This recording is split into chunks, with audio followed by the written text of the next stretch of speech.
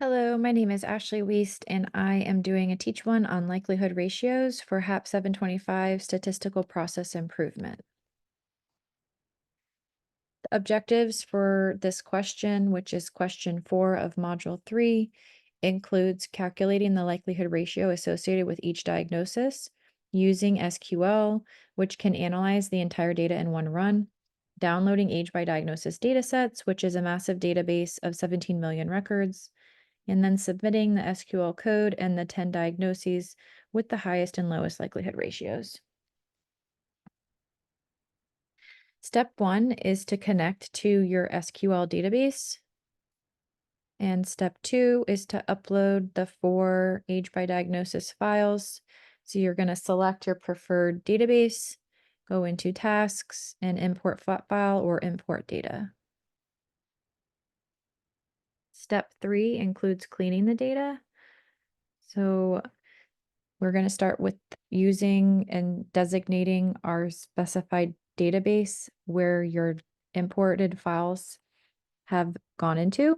So this command sets the current database context, and all operations will be performed within this database by using the use function, and then dropping existing temporary tables if they exist. These if object ID and drop table functions are important to use to check the existence of tables, and then you removing them if they exist. So this is typically done to ensure that there are no conflicts or data integrity issues from previous runs of the script. And then by merging the data from multiple tables into a temporary table, this sequence of commands consolidates data from multiple tables that we downloaded for this question using the diagnosis age 1, 2, 3, and 4 data sets into a single temporary table called temp. By using the select into function, we can create a new temporary table and populate it with all of the data from diagnosis age 1. And then the insert into function appends data from the other diagnosis age tables 2 through 4 into that temporary table. By cleaning and preparing the data, this part of the script processes and cleans up the data stored in the temporary table and then moves the clean data into a newer existing table, which I've titled final one. By using the cast method, we can convert the ID field into an integer type. In the case when method, we can check the age at diagnosis if the string is null and convert it to SQL null value. Otherwise, it casts the age to a floating point number. And this is repeated similarly for age at first DM and age at death. The into function results that the select query are used to create a new table and overwrite any existing ones. And then the drop table will drop any clean table and free up resources. And this SQL code effectively prepares a unified clean data set in the DBO final table for subsequent analysis and operations. Step 4 is to improve data quality.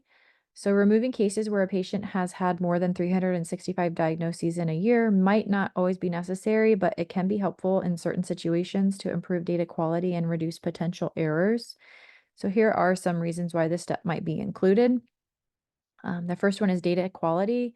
Having more than 365 diagnoses in a year suggests that there might be duplicates or erroneous entries in the data. A single patient cannot realistically have more than one diagnosis per day over an entire year.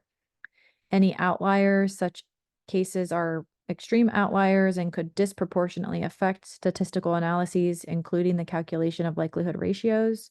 And lastly, data cleaning. By removing implausible data points, it helps to ensure that the data set reflects more realistic and meaningful information. Step 5 is to exclude invalid records.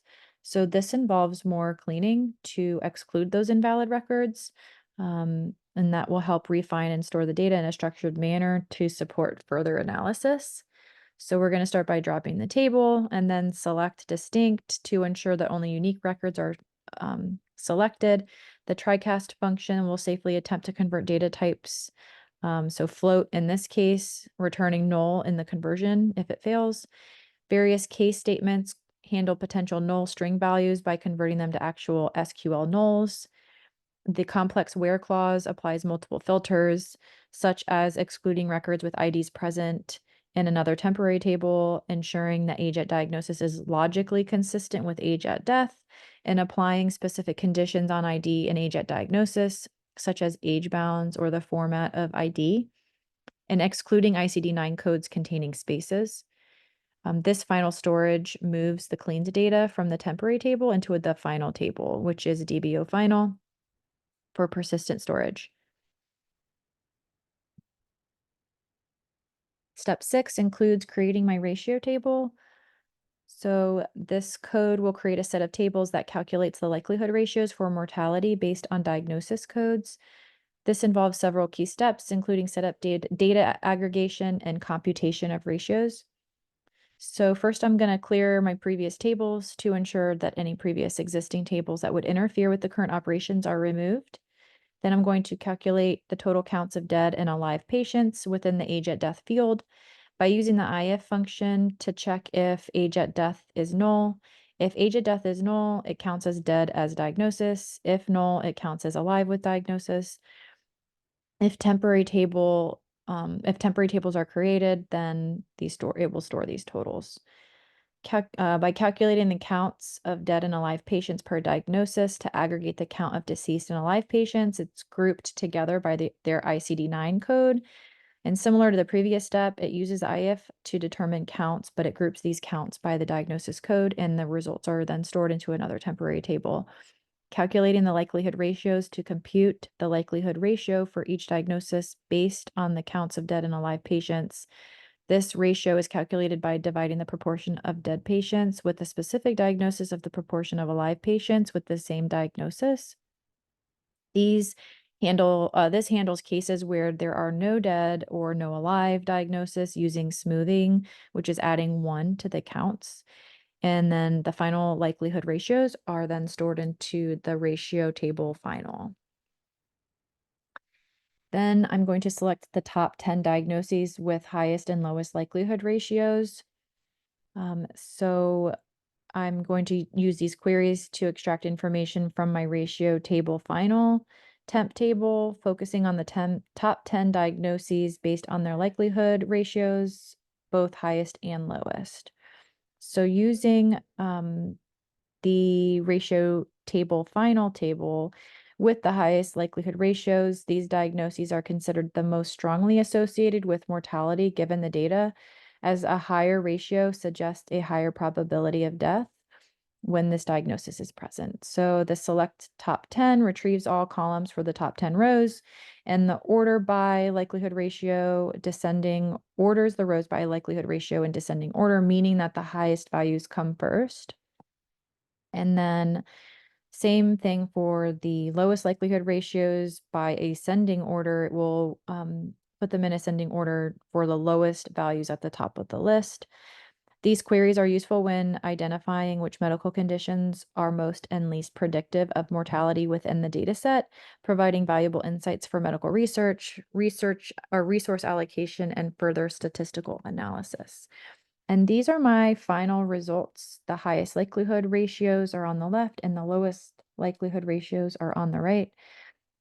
The higher probability, or the 10 highest likelihood ratios are the higher probability or association with death, and the lowest likelihood ratios are the lower probability of death. On the left-hand side, the top diagnosis associated with mortality is I409 or 401.9, which is unspecified hypertension. In the lowest likelihood ratio or lowest associated with mortality is I756.81, which is absence of muscle and tendon, which is a congenital anomaly related to the musculoskeletal system. Thank you for listening to my Teach One.